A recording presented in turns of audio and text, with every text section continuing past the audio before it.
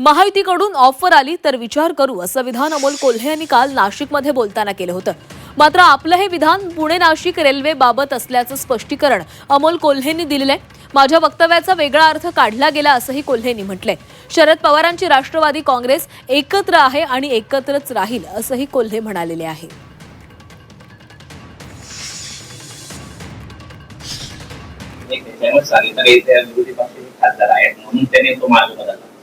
अशी ऑफर आतापर्यंत माझ्याकडे आली नाही. म्हणजे अशी काही ऑफर आली तर विचार करू.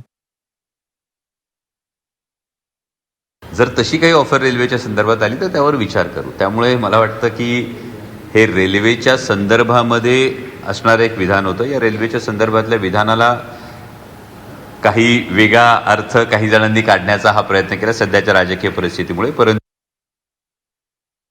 राष्ट्रवादी काँग्रेस शरदचंद्र पवार पक्ष हा एकत्रच आहे, एकत्रच राहील. आणि मी एका वाक्यात याचं उत्तर जे सांगतो की आदरणीय पवार साहेब सांगतील ते धोरण आणि बांधतील ते धोरण.